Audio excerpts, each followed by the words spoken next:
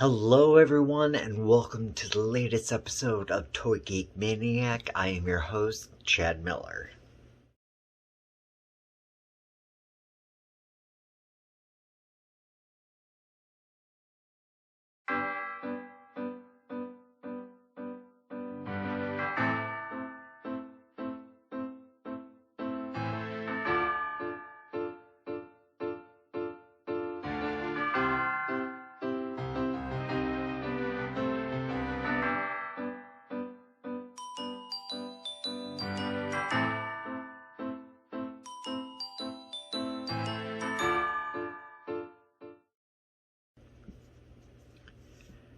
Now, most of you know me as a Marvel Legends fan, and yes, I'm big on Marvel. And I'm not against DC at all, by any means. However, Marvel is just my wheelhouse. It's just where I like to reside, and however, there have been a line of toys recently from McFarlane that have caught my eye, and I've purchased them, and I really enjoy them.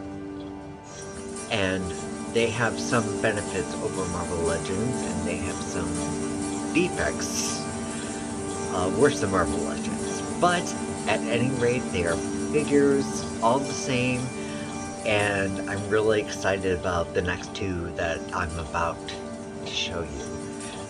Now, in all of comics history, there have been many personal one-on-one feuds, and if you think about them, you can go with, like, Professor Xavier and Magneto, Wonder Woman and Cheetah, Superman and Lex Luthor. I think the one that takes the cake, though, is Batman versus Joker, and this is where I'm going. So I'm going to review a certain aspect of McFarlane Toys, Joker and Batman, and I'm excited for the ride, so let's get going. Now, I've purchased 3 other figures from the DC McFarlane line, and the first one was Wonder Woman 1984, and I felt that that was a pretty decent figure. And then there was Batgirl, and as a huge fan of Batgirl, I really liked it. And the third was Nightwing, and I really enjoyed that figure as well. So we're gonna start by cracking into this version of Batman. And McFarlane has done several Batman figures, however I feel that this one is a little bit more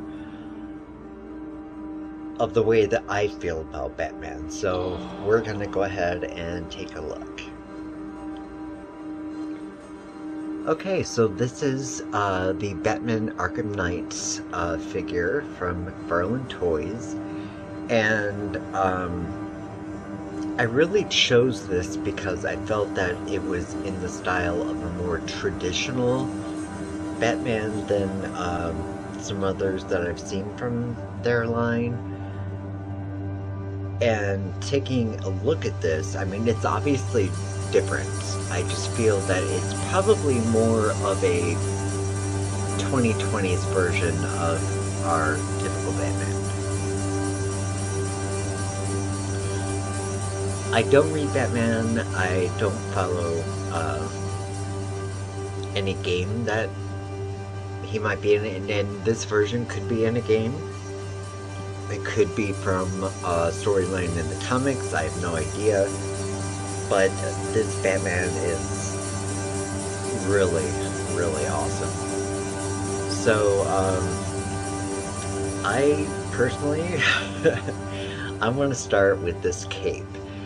I've been really wishing that toy manufacturers would find a way to make cloth capes that look realistic, something like this. This is clearly vinyl. And Marvel Legends has done a good job of creating some really awesome vinyl capes. Better than, you know, they've done before, but this is freaking amazing. I mean, for being vinyl, I mean, it's the only thing that I could compare it to is the cape on Marvel Legends Mr. Sinister. I mean, that cape was just amazing as well. But I think this one takes the cake. It's yeah. Okay.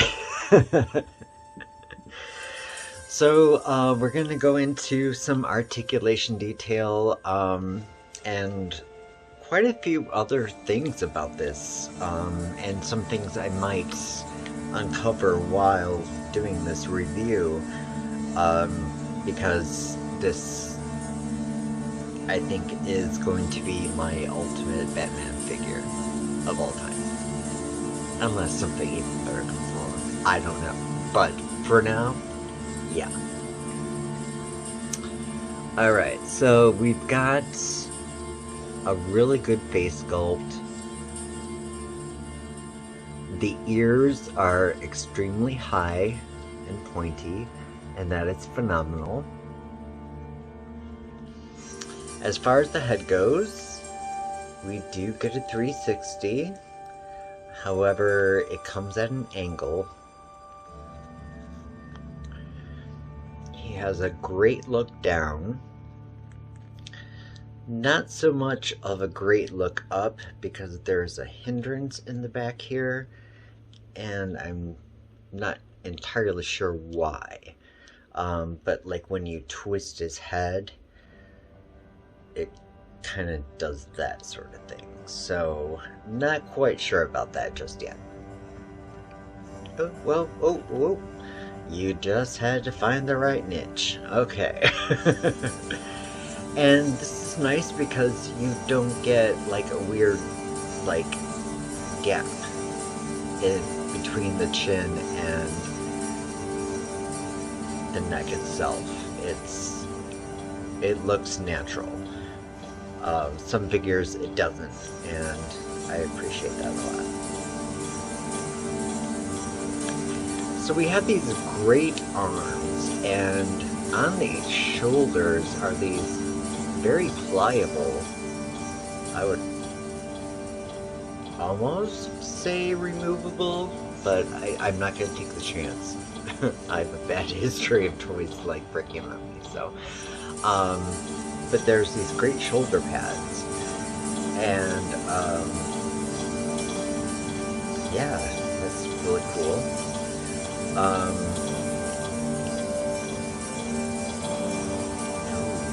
gonna try to see if there's a bicep turn here.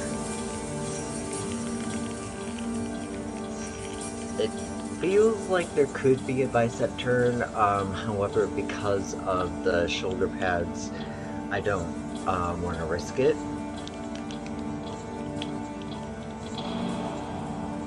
We do get a double jointed elbow,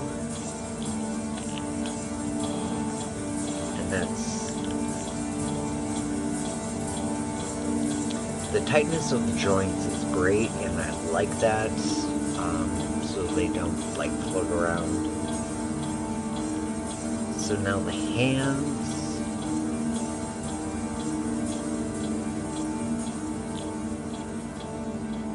Hands have a 360. There is a flex forward, and it feels like I have to force the flex back, and I don't like that. So I'm going to try the other side, and that doesn't feel like it's going to go anywhere either. Maybe you just have to find the right spot like the head. Okay, so as far as torso goes, we're gonna take a look at things texturally. If you take a look at the neck right there, let's see if I can get some better lights. Okay, there we go.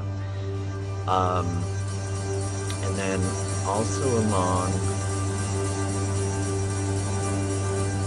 the arm here, underneath, you're going to see some different texture, as well as just the batsuit being the batsuit. So torso-wise, we're getting a twist in the waist. We do get an okay crunch forward. The crunch back is, okay, alright, fine.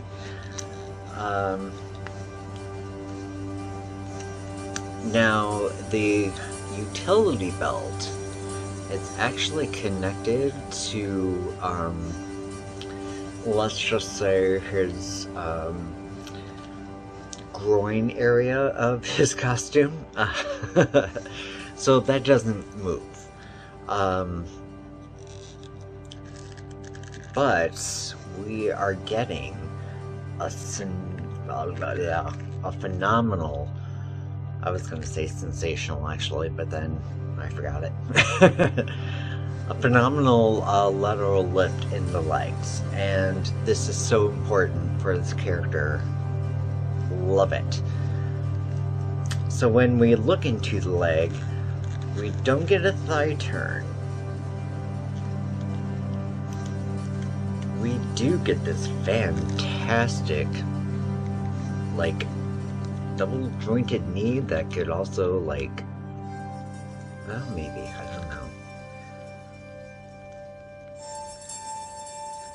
I thought maybe it might change its appearance, but not so much.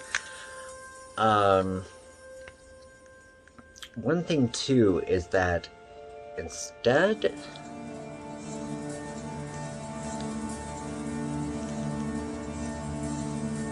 okay, hold on a second here, because now I'm perplexed. Is that actually part? Yes, okay. So, with the boot, we don't get a boot turn, but in this aspect of the boot, we do get flaps on the side. And that's something that I discovered with the Scarlet Witch doll that I just reviewed. Although that was more removable, this does not appear to be. But anyways, going on to the foot, we do get a nice flex forward, a great flex back,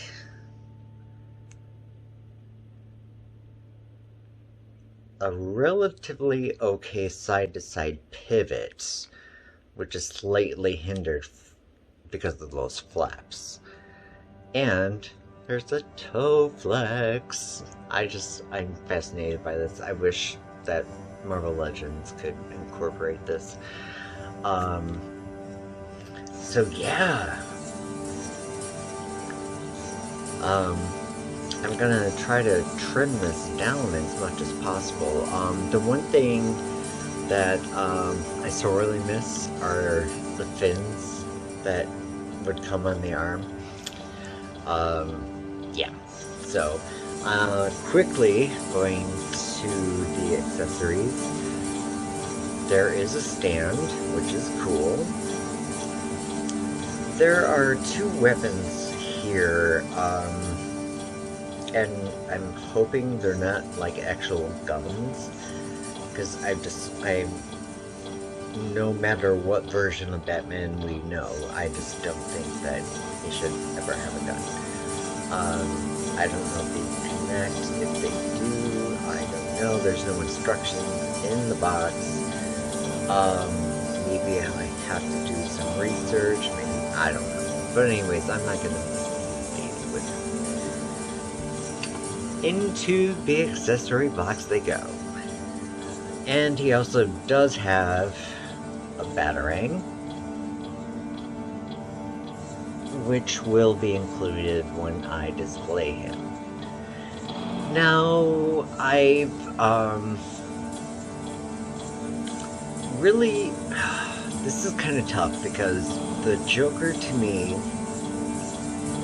is a character that I recognize because of somebody very special to me, first off. And so that makes the Joker really, like, sentimental to me in a lot of ways. But even knowing his character, his history with Batman, his involvement in the entire DC universe, and not only that, but his portrayals in the movies, aside Jared Leto,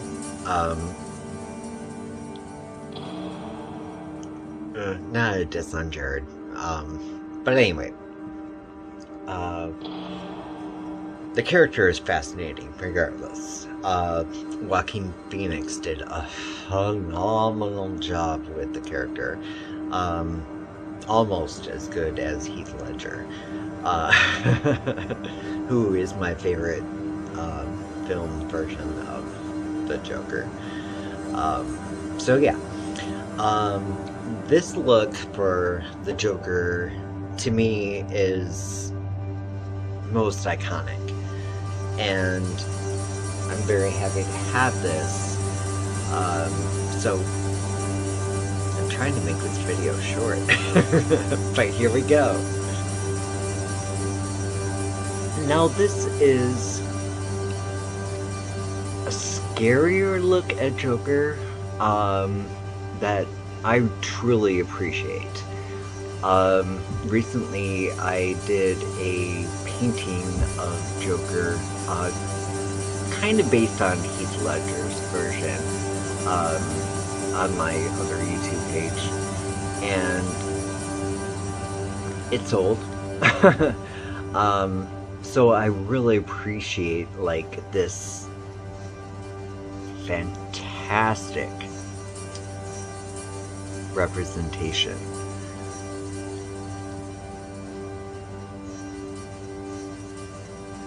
It's just tremendous, and I love the green tint to his hair. It's gorgeous.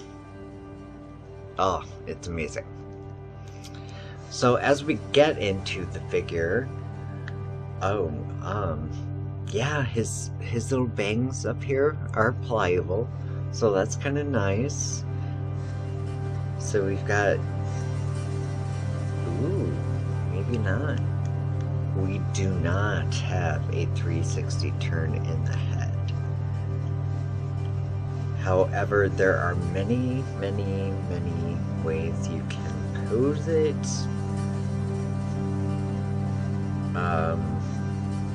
Yeah, that's interesting. So he does get a good look down. Not much of a look up, but one thing that I love is that the interior of his mouth, oops, I should do it from this side,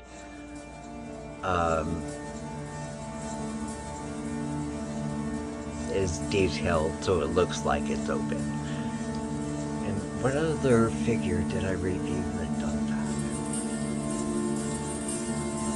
I can't remember, but anyway, so that does it for the head. Great lift in the arms, shoulder turn. We do get a bicep turn on Joker.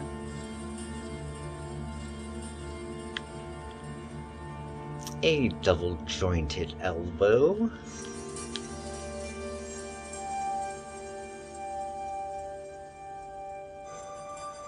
The hands do twist, and they kind of, yeah, there's a bit of a flex. My problem with the DC line of McFarlane toys is that there's been a hinge problem between the hand and the wrist. Hasn't happened with Batman so far.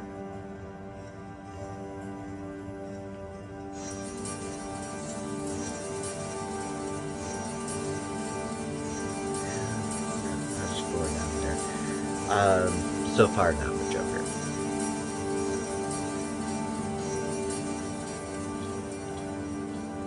Okay,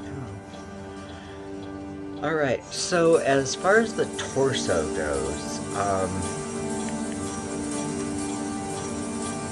it is pretty much covered with vinyl, and it gives you these great coattails from the back. And the detail is just amazing. It shows texture, amazing color, and you get, so much detail. So I'll forgive them for not giving us any, torso action. Yeah, might get a little bit, but not much. But there is a turnable waist that you can do 360 on. Not that it matters.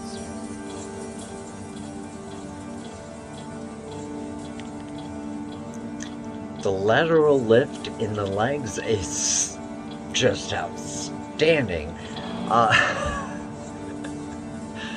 For a character that really doesn't need to be this flexible, yeah, here we go. So, this is interesting to me. And the texture in the pants is so remarkably done. There is no hip turn.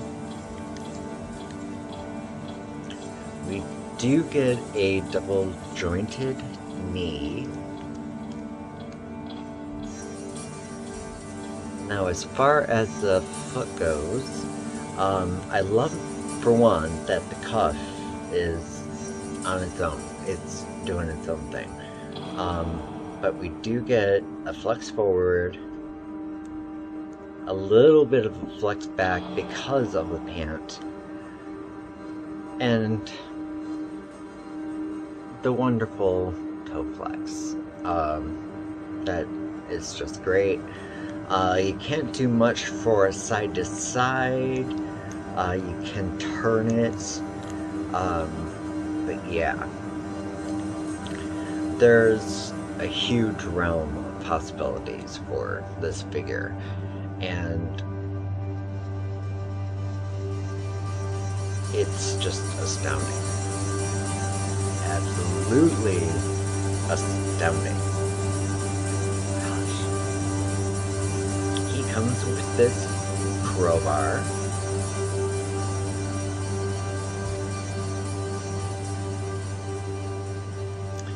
And he also comes with this extremely long pistol slash rifle kind of thing.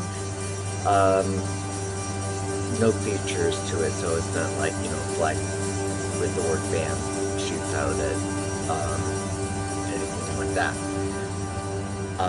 So those are his accessories aside his stand and his card that he comes with. There's lots of info on the back. I'm not wearing my glasses right now, so I'm not going to read that to you. I'll kind of leave this here for a second or two to see if any of this resonates with you. If you can read it, I don't know. Bravo, McFarlane Toys, for these two figures. There have been some massive, well, I wouldn't say massive. There have been